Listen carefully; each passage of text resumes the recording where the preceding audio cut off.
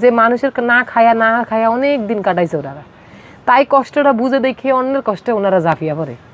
উনি কষ্টটা বুঝে, যেমন আমি একটা একবেলা ভাত না খাইছি আমার তো কেমন লাগছে, এমন রিক্সাওয়ালারা ভ্যানওয়ালা খাইতে পারে না।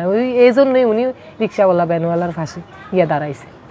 কই তো না খায় কি থাকস, আল্লাহ রিজিকের মালিক আল্লাহ, কম খাস বেশ খাস, তোর রিজিকে যেটা আছে তুই এটাই খাবি, তোর রিজিক যেটুক আছে তুই এটুকুই পাবি, আর বেশি কি পাবি না। যার যার রিজিকে যেমন আছে হেমনই পাইবি। প্রথম আর কি মন খারাপ হইতো, এখন আর হয় না। এখন এই যে 10-12 বছর হয়ে গেছে অভ্যাস, যে আমি তো শুরুর থেকে দেখতেছি এরকম, এখন যে আর কি অভ্যাস হয়ে গেছে।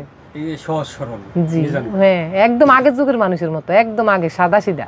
আপনি কখনো বিরক্ত হন না কিংবা কখনো রাগ করে বাপের বাড়ি চলে গেছেন এরকম ঘটনা আছে? না, চাই না বাপের বাড়ি, কি করবো না। আগে সব মানুষ তার একরকম হয় না, হাতের আঙ্গুল পাঁচটা তার এক সমান হয় না। আমিও আছে ওনার তিনটা বোন, তিনটা বোনই ঢাকা থাকে। আমার শাশুড়ি অনেক কষ্ট করছে জীবনে। আমার শাশুড়ির কথাগুলো আমার ওই কান্না আসে, আমি তা বলতে চাই না। আমার শাশুড়ি অনেক জীবন অনেক কষ্ট করছে। তাও আমার জামাই একটাই ছেলে। এখন আমার ননদের আমার জামাইয়ের নামে কিছু কইতে পারে না, বুঝছেন। ভাই হিসাবে বইনারা যদি একটু দুষ্টামি করে একটা কিছু কয়, হেমনি আমার শাশুড়ি আমার ফুতো করে এটা কবি না, আমার একটা ফুট হেমনি মাইয়া গল্লকে রাগ হয়ে যায়। আমার জামাইয়ের লিগে আমার শাশুড়ি অনেক টান, অনেক। আমি মনে করি কোনো মার মনে এত টান নাই সন্তানের জন্য।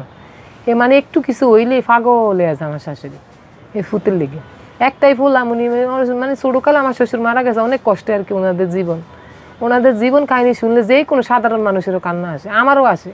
তখন আমি বলি যাক, ওরা তো জীবন অনেক কষ্ট করছে, এখন যদি কষ্টটা ওনারা বুঝে, যে মানুষের না খায়া অনেক দিন কাটাইছে ওনারা, তাই কষ্টটা বুঝে দেখে অন্যের কষ্টে ওনারা ঝাঁপিয়ে পড়ে। উনি কষ্টটা বুঝে, যেমন আমি একটা একবেলা ভাত না খাইছি আমার তো কেমন লাগছে, এমন রিক্সাওয়ালারা ভ্যানওয়ালা খাইতে পারে না। এই জন্যই উনি রিক্সাওয়ালা ভ্যানওয়ালার পাশে গিয়ে দাঁড়াইছে।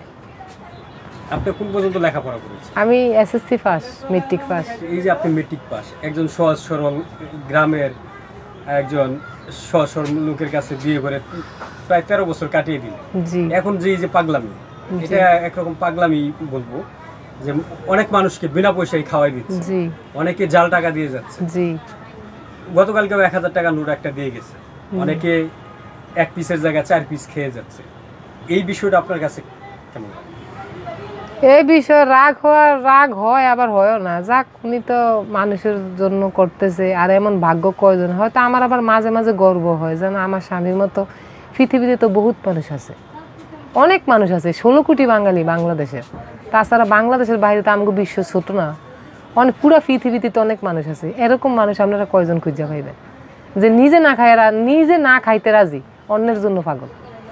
মাঝে মাঝে আমার অনেক গর্ব হয় যেন আমার স্বামী অনেক সৎ। আমি এই জানা সত্ত্বে একটু বড়, এই যে আমার স্বামীর সংসার যেতটুকু করলাম, এতটুকু আমি দেখি না আমার স্বামী কারো 10 টাকা দিয়ে 1 কাপ চা খাইতে, একটা সিগারেট খাইতে, বা 1 কিলো পানও খাইতে, কারো কাছে না। শুধু বরংস খাওয়ান ছাড়া তিনি খায় না।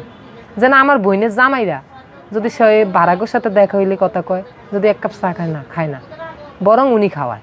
উনি কার্ডটা খাইতে রাজি না, খাইব না মিলে, মানে রাগ কইরা বা দেমাক ডাকিয়া না।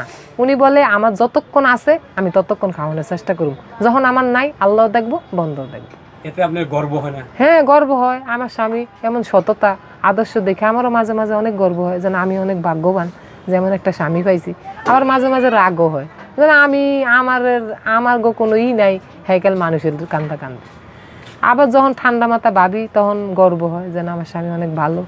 এরকম মানুষ কয়জন পায়, কয়জন স্ত্রীর ভাগ্যে এমন একজন স্বামী মিলে, যে দেশের মানুষের লেগে এত ভালোবাসে, এত মায়া। রিক্সাওয়ালা ভ্যানওয়ালা লেগে, কিন্তু রিক্সাওয়ালা এমনও মানুষ আছে রাস্তায় 3-4 দিন না খাইয়া থাকে, এমন কোটিপতির আছে জিজ্ঞাসা করে না আমরা খাইছেন নাকি, দেখলো অনেক ঘৃণা করে। কিন্তু আমার স্বামী ওরকম না, নিজের পকেটে টাকা দিয়েও ওনারা খাওয়াই আসবে।